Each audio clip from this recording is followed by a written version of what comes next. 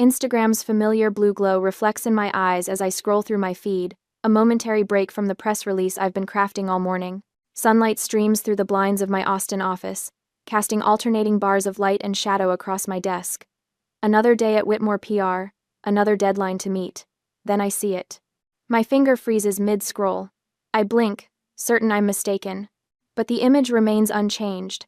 My sister Amber, sunglasses perched on her nose, champagne flute in hand, sprawled across the bow of a catamaran. The turquoise waters of Turks and Caicos spread behind her like an impossibly perfect backdrop. But it's not the ocean or her designer swimsuit that makes my stomach drop. It's what's casually displayed in her other hand. A glint of gold catching the tropical sun. A rectangular piece of plastic with my company's name embossed along the bottom edge. My gold business card. No, I whisper, my fingertips suddenly cold. I zoom in, heart hammering against my ribs. There's no mistake, Whitmore Public Relations LLC, my name beneath it. My mouth goes dry. I feel a tremor beginning in my hands that has nothing to do with my morning coffee. 4 days ago, I sat beside my mother's hospital bed, explaining the new platinum card I'd opened. Margaret Whitmore had just undergone knee replacement surgery, her face pale against the sterile white pillowcase, her gray hair fanned out in a way that made her look suddenly older than her 62 years. "It's just for your rehab expenses, Mom," I'd explained, placing the small debit card in her palm. Small things, like medication, co-pays, and transportation. Tears had welled in her eyes. "You shouldn't have to take care of me like this, Shelby." "That's what daughters do," I replied, squeezing her hand. "It has a small spending limit. Just use it when you need it for recovery stuff, okay?" The memory dissolves as my office phone rings, yanking me back to the present. I answer without checking the caller ID. "Shelby, honey." My mother's voice comes through, strangely cheerful. "Have you seen Amber's photos? Isn't that resort gorgeous?" I told her to send me a real postcard, but you know how she is with remembering things like that. I grip the phone tighter, my knuckles turning white. "Mom," I manage, my voice unnervingly steady. "How is Amber's vacation going?" "Oh, she's having the time of her life. Just what she needed after that horrible breakup. The girl works so hard. My sister hasn't held a steady job in 3 years. And how is she paying for all this?" A hesitation. Just long enough. Well, I imagine she saved up. A vague memory surfaces, Mom asking for a second card months ago when I was buried in client work. A request I'd barely registered. Something about emergencies and keeping track of family expenses. Had I actually authorized this? I rack my brain but come up empty. I end the call with my mother and immediately text Amber. "How are you paying for all this?" The response comes almost immediately. "Thanks to your card, sis. Don't worry, it's gold." My hands are shaking for real now. I called my mother back. "Margaret," I say, using her first name, something I only do when I'm furious. "Do you have one of my business cards too?" A long pause. "I might have gotten a card for emergencies," she finally admits. I hear rustling then. "Yes, I have it right here." "And you gave one to Amber?" "Shelby. She's been so stressed lately. She needed this break." I grip the edge of my desk, steadying myself. "That's not your decision to make. That's my business account. Don't be dramatic. It's just a little vacation. You have a successful business." I hang up without responding and open my banking app. The numbers hit me like a physical blow. $47,612.19 in charges over the past week. Resort stays, designer boutiques, first-class airfare, spa treatments, all from the same IP address pinged from Amber's beachfront hotel. An email notification pops up. From the resort's concierge, confirming an upcoming sunset cruise for Miss Whitmore and guest. Attached is an image of the card on file. My full legal name, Shelby Ann Whitmore. I called my mother one more time. "Did you know about this?" "About what?" Her voice is defensive now, brittle. $47,000, Mom. That's what Amber has spent in a week." "It can't possibly be that much," she scoffs, but there's uncertainty creeping in. "It is. And I need to know if you knew about this." A sigh crackles through the line. "Amber just needs a break for once. You have a successful business." The words strike me like ice water. This isn't just fraud, it's identity theft wrapped in family guilt. The betrayal cuts deeper than the money. They've used my name, my reputation, my business credentials. I end the call without another word and turn to face the wall of my office. 3 framed awards hang there, recognitions from the Texas PR Association for campaigns I've built from nothing. Client testimonials. The physical manifestations of 7 years of work. This isn't just money, I whisper to the empty room, my voice hardening with each word. This is my name. The weekend stretches before me like a battlefield.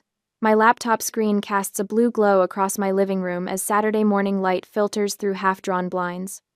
I've barely slept, my eyes burning as I scrutinize every transaction from the past month. The timeline unfolds with devastating clarity. The first charge, Louis Vuitton luggage, $4,200, appeared exactly 1 day after I sat at Mom's hospital bedside. While Margaret was still foggy from post-surgical painkillers, Amber was already swiping my gold card through a designer store's card reader. Jesus, I whisper, scrolling further. The resort booking predated Mom's surgery by 2 weeks. This wasn't opportunistic theft, this was calculated, premeditated. A plan set in motion while I was arranging Mom's hospital transportation and hiring a temporary nurse. I opened Amber's Instagram in another tab. Her latest post shows her lounging on a private deck, an infinity pool stretching toward the horizon. The caption reads, "Living my best life. Blessed. Luxury travel. VIP status." Each tagged brand is a breadcrumb trail of my stolen credit. My phone pings with an email notification from the resort concierge. I force myself to open it. "Dear Miss Whitmore, as requested, all charges have been applied to your sister's business account. The champagne tasting has been confirmed for tomorrow evening." My stomach clenches. She specifically instructed them to bill my business, not just using my card, deliberately invoking my company name. My hands curl into fists, nails biting into my palms. Monday morning arrives with a clarity I haven't felt in days. The offices of Rourke Legal occupy the 12th floor of a downtown Austin building, all glass and polished wood. Maya Rourke, corporate attorney and occasional PR client, greets me with a firm handshake and concerned eyes. "You look like hell, Shelby," she says, leading me to her office. "Thanks for seeing me on short notice." Maya settles behind her desk, fingers steepled. "So, your sister maxed out your business credit card on a tropical vacation." I slide the folder across her desk, transaction records, screenshots, emails, texts, everything meticulously organized over my sleepless weekend. "I need to know my options," I tell her. Maya scans the documents with practiced efficiency. When she looks up, her question is direct. Civil or criminal? The word hangs in the air between us. Criminal charges against my own sister, my own mother as an accomplice. The thought should make me hesitate, but instead I feel a surge of cold resolve. Both. Maya nods, no judgment in her expression. "Let's start with the card issuer. We'll file a fraud claim immediately. They're required by law to freeze the account and investigate." "And the charges? My business can't absorb this hit." "Your business insurance should cover it under theft protection. The insurer will reimburse your company, then pursue Amber through a process called subrogation." She taps her pen against the desk. "We'll also file a service complaint against the issuer for failing to flag these abnormal transactions. International charges, luxury purchases, those should have triggered their security protocols." For the next hour, we dissect the case like surgeons. 2 clear antagonists emerge. Amber, the primary betrayer, whose psychology of entitlement shines through every transaction, and Margaret, the enabler who authorized the secondary card despite knowing my business couldn't withstand such a financial blow. "You understand what's at stake here," Maya says, not a question but a statement. I nod. My business reputation if clients discover we're financially vulnerable. My family relationships once I pursue legal action. I pause. My mother's recovery is potentially jeopardized by the stress. "You didn't create this situation," Maya reminds me. "They did." She drafts documentation for the card issuer while I stare out the window at the Austin skyline. Buildings I've spent years networking in, establishing my name as reliable, trustworthy. How quickly that could all unravel.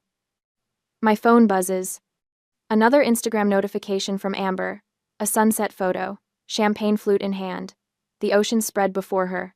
Something snaps inside me. I type quickly. "I hope the sunset's worth it. The fraud unit will be calling soon." Her response comes almost immediately. You wouldn't dare. We're family. Maya glances over my shoulder and highlights the message on her tablet. Perfect proof of intent. Keep all communication. Don't delete anything. Back at my office, I implement immediate security measures. I change every business password, revoke all account access permissions, and create new authentication protocols. My office manager watches silently as I methodically lock down everything my sister might potentially access. When the building empties for lunch, I stay behind. Alone in my office, I find myself removing family photos from my desk. Margaret at my college graduation, Amber and me at Christmas last year. I place them face down in a drawer, one by one. The pattern emerges with painful clarity. Amber's emergency car payment, 3 years ago. The rent she couldn't quite make last fall. Mom's tearful call about property taxes they were behind on, always becoming my responsibility, my burden to solve. I open my leather-bound business journal and write with deliberate pressure, this stops now. Claire knocks softly before entering, a cup of coffee in her hand. Thought you might need this, she says, placing it on my desk. Thanks. I close the journal. Can you let the team know we're implementing a new phone policy? No calls from family members are to be put through to me. Take messages only. Claire nods without question. We've got your back, Shelby. My office manager steps in later, closing the door behind her. The card's been frozen, she reports, and I've notified our insurance about the claim. For the first time in days, I feel the tension in my shoulders ease slightly, a shield forming around what I've built.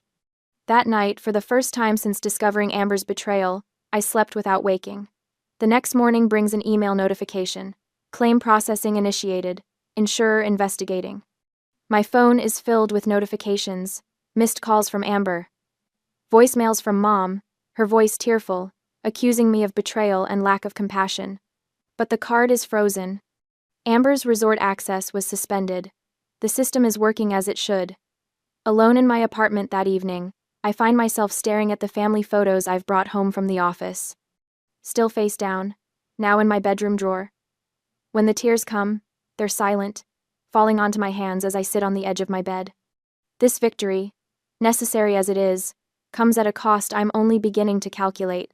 Another Monday morning arrives with the steady rhythm of rain against my office windows. The weather feels appropriate, a constant, relentless pressure matching the notifications lighting up my phone. 3 missed calls from my mother since dawn. I've been screening them, focusing instead on the client proposal due by noon. My office line rings. Claire, my office manager, appears at my door, concern etched across her face. It's your mother online too? She says. I told her you were in meetings all morning, but she insisted it was an emergency.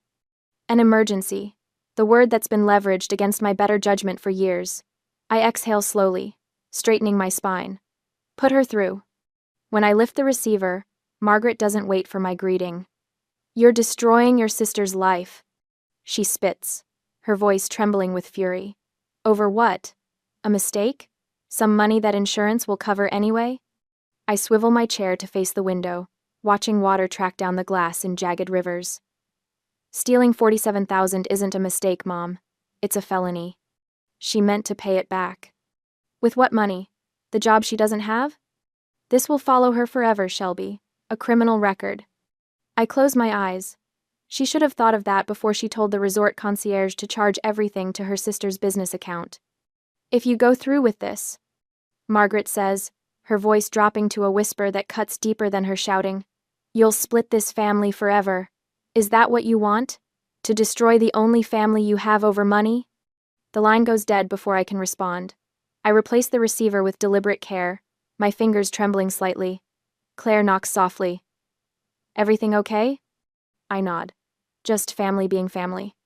Later, scrolling through my social media accounts, I find Amber's latest post. A sepia-toned photo of her as a child, me standing behind her with protective hands on her shoulders. The caption reads, thinking about how toxic family members care more about money than love. Some people forget where they came from. The comments section overflows with supportive messages from friends who know nothing about what she's done. I close the app and open a folder on my desktop labeled, For When They Forget, created 5 years ago, after the 3rd time. Amber, borrowed, rent money. It contains meticulous documentation of our financial history, 5 years of unpaid loans, texts promising repayment, bail money when Amber's previous boyfriend got caught with unregistered firearms in his car. A subfolder contains screenshots of messages between Margaret and me from 3 years ago. My mother, tearfully explaining how she had co-signed on a store credit card for Amber, who maxed it out and vanished for 3 months. Margaret begging me to help make the minimum payments to protect her credit score. I hadn't realized until now that I'd been keeping receipts for half a decade, preparing evidence for a confrontation I never intended to have. I opened the most recent folder images from Amber's social media accounts during the week she claimed to be helping our mother recover. Photos tagged at luxury restaurants. A selfie with a French makeup artist at the resort spa, all while Margaret was supposedly struggling with pain management at home. An hour later, the intercom buzzed. "Shelby? Your mother is here." I freeze. "My mother is here? At the office?" "Yes," Claire responds, her voice careful. "Should I tell her you're unavailable?" I glance at my watch. "No, send her in." When the door opens, Margaret stands in the frame, leaning heavily on the cane she's used since her surgery, her right leg stiff, face drawn with pain or the appearance of it. Her eyes, so similar to mine in color but not in warmth, scan my office. "Nice place," she says, as though she hasn't visited 4 times before.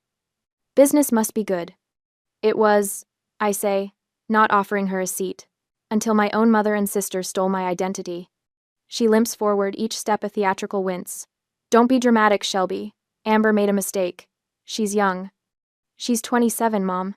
I was running this business at her age." "Not everyone is like you." She lowers herself into the chair across from my desk, uninvited. "Some people need more time to figure things out." 7 years of figuring things out on my dime isn't young. It's taking advantage. Margaret's face crumples, tears welling. "How can you be so cold? She's your sister." "And I'm her victim."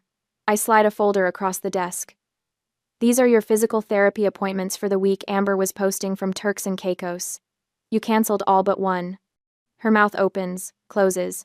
"The pain was too much." "Pain that mysteriously improved enough for you to fly 5 hours to join her? The resort confirmed your arrival, Mom." The door opens. Maya Rourke, my attorney, enters with the precise timing we arranged this morning.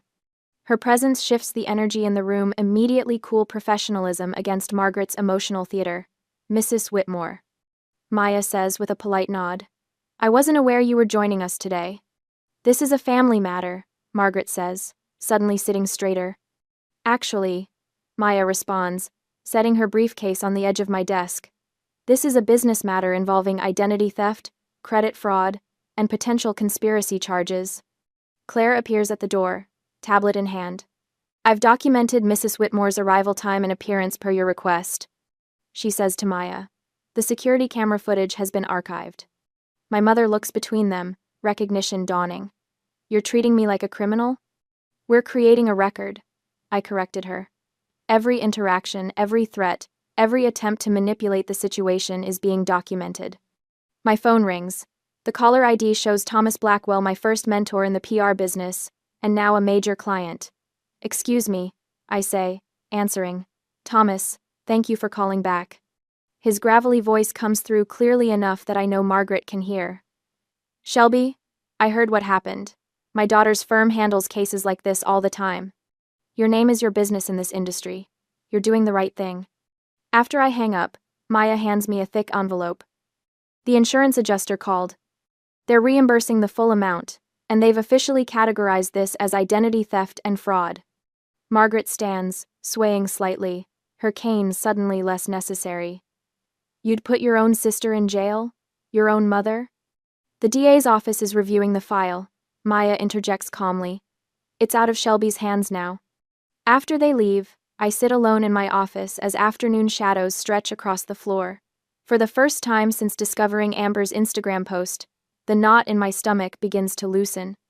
That night, I slept without anxiety dreams, without waking every hour to check my accounts or scan social media for new attacks. In the morning, I stand before my bathroom mirror, meeting my own gaze directly. "I didn't destroy my family," I whisper to myself. I'm protecting my business. 2 days later, Claire forwards an email from our building's security company. Someone egged my car overnight. The security footage shows a familiar vehicle. Amber's boyfriend's dented Camaro with the Texas flag decal on the back window. Maya adds the footage to her growing file. We'll need cameras at your home, she says. They're escalating. That evening, a technician installed a doorbell camera and motion sensors around my apartment. I watch him work, thinking about how quickly security has become my new normal. Maya has drafted a temporary protective order, ready to file if needed. All communications are archived, all social media documented. Just after midnight, my phone chimes with an alert. Someone is at my front door. On my laptop screen, the security camera feed shows Amber standing on my doorstep. Her mascara has run in black rivers down her cheeks, her hair pulled back in a hasty ponytail. She looks younger suddenly, more like the sister I helped through her first heartbreak than the woman who stole my identity. My phone vibrates with incoming texts. Please just talk to me. I can explain everything. Don't do this, Shelby, please. Through the camera feed, I can see her boyfriend waiting in his car at the curb, engine running, headlights cutting through the darkness. Amber raises her hand to knock again, more insistently this time. Her face contorts with a sob visible even through the grainy night vision feed.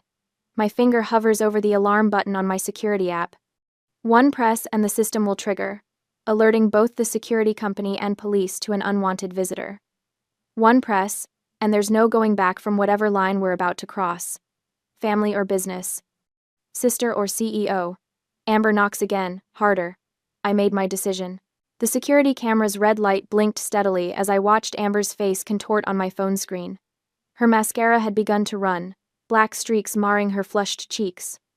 Behind her, the porch light cast harsh shadows across features I'd once thought mirrored my own. Now she looked like a stranger. Shelby, please, she pleaded, her voice tinny through the doorbell speaker. Just open the door, we need to talk. I took a deep breath. Maya's instructions running through my head like a mantra. Record everything. Admit nothing. Keep physical distance. The camera was already saving this interaction to the cloud storage Maya had set up. I can't talk to you during an active fraud investigation. I said, my voice calmer than I felt. Any communication needs to go through the proper channels. Proper channels? Amber's voice rose an octave. I'm your sister. We don't need channels between us. This isn't personal, I replied, the words feeling strange yet right on my tongue. It's business protection. Her boyfriend stepped into frame then, his face tight with anger. Jeff, that was his name. The one who'd convinced her she deserved the finer things, regardless of who paid for them. Listen, he barked, leaning toward the camera. You've left us stranded. Do you understand that? The resort locked us out of our room. We had to borrow money to get home. That's what happens when you use a fraudulent payment method, I said, finger hovering over the emergency button on my phone. Fraudulent? Amber's laugh was brittle. Mom gave me the card. You've humiliated me in front of everyone at that resort. The manager made us pack in front of other guests. I remained silent, letting the recording capture every word. You're just jealous. I finally had something nice. She spat, tears streaming now. While you hide in your office working yourself to death, I was finally living. Is that what bothers you? Before I could respond, Jeff lunged at the door, his fist connecting with solid oak. The impact reverberated through my entryway. Open this goddamn door! My finger pressed the emergency call button without hesitation. Police have been notified, I said evenly. I suggest you leave my property. The pounding continued, Jeff's face a mask of rage. I turned away from the screen, back pressed against the wall, and slid down until I sat on the cool hardwood floor. My hands trembled, but my resolve held firm. 14 minutes later, the flashing blue and red lights painted my living room walls. Through the security feed, I watched 2 officers approach Amber and Jeff, still on my porch. One officer spoke with them while the other knocked on my door. I opened it just enough to show my face. Officer, thank you for coming. The female officer nodded, notepad already in hand. Miss Whitmore? I'm Officer Daniels. Can you tell me what happened here tonight? Within 20 minutes, I had filed an official incident report, downloaded the security footage to the officer's email, and learned something that sent a chill down my spine. Your sister's boyfriend has a prior for assault and criminal mischief, Officer Daniels said quietly. We'll add this to the report. Would you like to pursue a temporary protective order? Yes, I said without hesitation. My attorney has the paperwork prepared. Later that night, my phone wouldn't stop buzzing. Texts from family members I hadn't spoken to in months, some taking sides before even knowing the full story. Aunt Patricia, someone needed to set boundaries with that girl years ago. Call me if you need anything. Uncle Robert. Family problems should stay private, Shelby. You've taken this too far. I scrolled through Facebook to find distant cousins I barely knew, sharing cryptic posts about financial abuse and family loyalty. My company page, however, told a different story. Colleagues had rallied, leaving supportive comments and sharing posts about business integrity. Claire had coordinated the entire response without even telling me. The official papers were served to Amber at her apartment the next morning. By afternoon, Margaret was calling. You're destroying your sister, she sobbed into the phone. Is this really what you want? I didn't do this, Mom. Amber did, and you helped her. She made a mistake. People make mistakes. I ended the call and went back to work, losing myself in client presentations until my doorbell rang again that evening. The security feed showed Amber alone this time, standing straighter, anger replacing tears. I opened the intercom. Yes? You'd destroy your own sister over money? She demanded, voice sharp enough to cut glass. The question hung in the air for a moment before I found my answer, the truth I hadn't been able to articulate until now. This isn't about money, I said finally. It's about my name and the right to say no. Something flickered across her face, recognition, perhaps of a boundary she'd never encountered from me before. She left without another word. That night, the first fracture appeared between my antagonists. Margaret called Amber while I was on the line. A three-way conversation I hadn't agreed to but didn't end. Why didn't you tell me it was that much money? Margaret's voice was different, harder, accusatory. You knew I was going on vacation, Amber countered. Not a $50,000 vacation. I hung up, letting them fight their own battle for once. The next morning, I brought a formal letter from my insurance company. The civil recovery process had begun against Amber. Separately, Maya confirmed that the district attorney's office was reviewing the case under identity theft and access device fraud statutes. At 2:17 a.m., an email arrived from Amber's account. Please drop it. I'll pay you back. I can make payments. Please, Shelby. I waited until morning to respond. Pay the insurance company. They own the debt now. Margaret's response came an hour later. What kind of daughter ruins her family to prove a point? I didn't answer. Instead, I called Maya.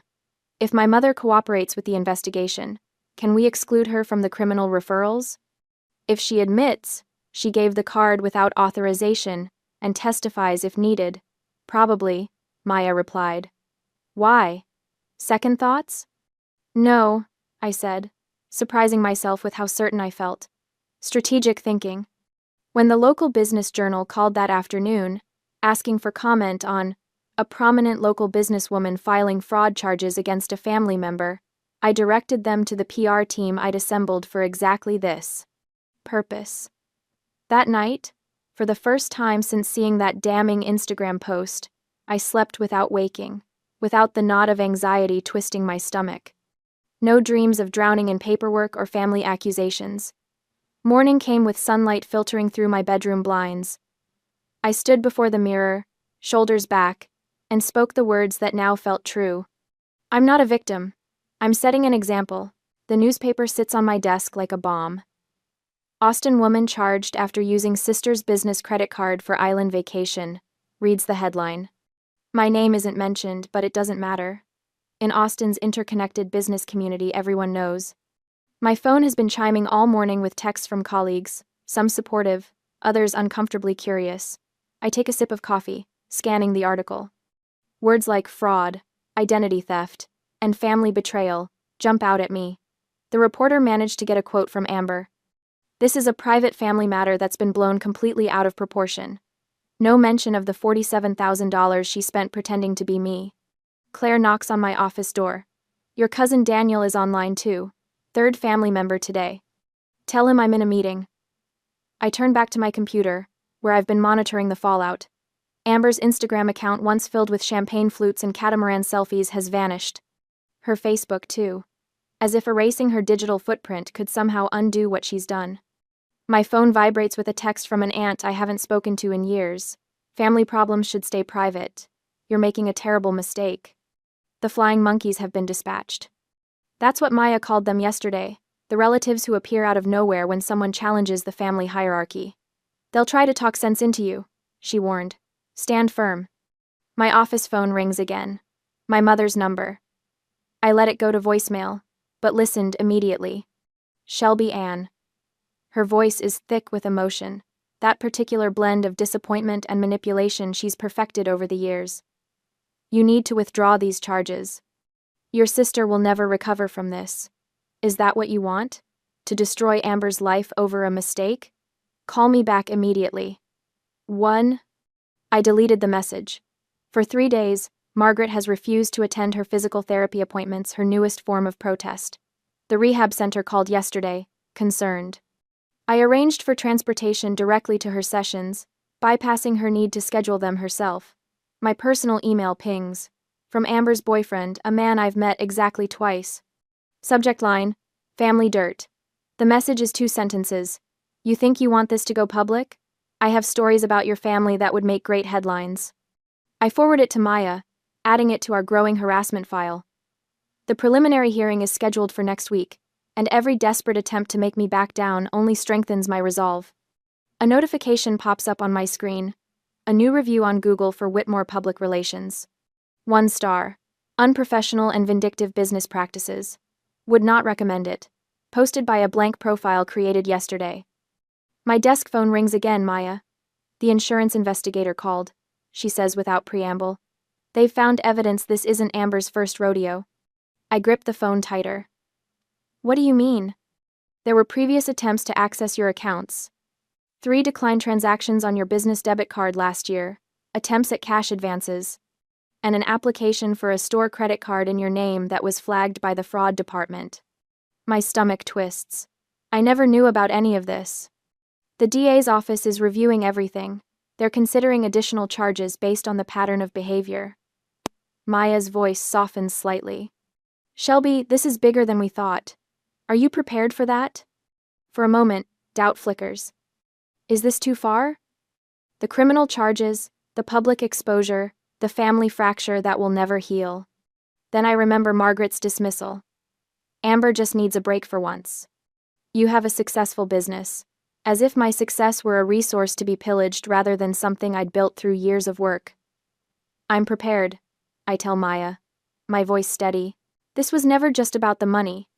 On the confrontation day, the courtroom is smaller than I expected, the wood paneling darker. I smooth down my charcoal suit, chosen carefully with Claire's help. Professional, dignified. Nothing flashy that could be interpreted as vengeful. Amber sits across the aisle with her attorney, a handkerchief clutched in her trembling hands. She's wearing a pale blue dress that makes her look younger, more vulnerable. Her mascara is slightly smudged, as if she's been crying but trying not to ruin her makeup completely. The calculated victim. Our mother sits directly behind her, jaw tight, refusing to look in my direction. The judge enters, a woman in her 60s with silver-rimmed glasses and an expression that suggests she's seen every form of family drama possible. She reviews the file briefly, then looks up. Miss Whitmore, she addresses me, as the complaining witness. Would you like to make a statement?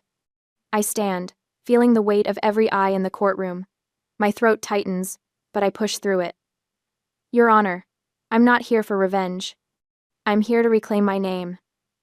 The words come out clear and measured. I opened a credit card for my mother's medical expenses following knee replacement surgery. Instead, my sister used it to fund a luxury vacation, deliberately misrepresenting herself as me to resort staff, and spending nearly $50,000 in the process. I explain the purpose of the card, the betrayal of trust, the shock of discovery. With each word, my voice grows stronger. When I finish, Maya presents our evidence. The timeline of transactions showing premeditation. The concierge emails confirming Amber represented herself as me. Instagram posts establishing her intent and knowledge. Text messages proving she knew exactly what she was doing. Most damning are my mother's conflicting statements about authorization, first claiming she had permission to give Amber the card, then admitting she knew the card was only for medical expenses. The judge listens, occasionally making notes. When the evidence presentation concludes, she removes her glasses. "Miss Amber Whitmore, please rise." Amber stands, her lower lip quivering.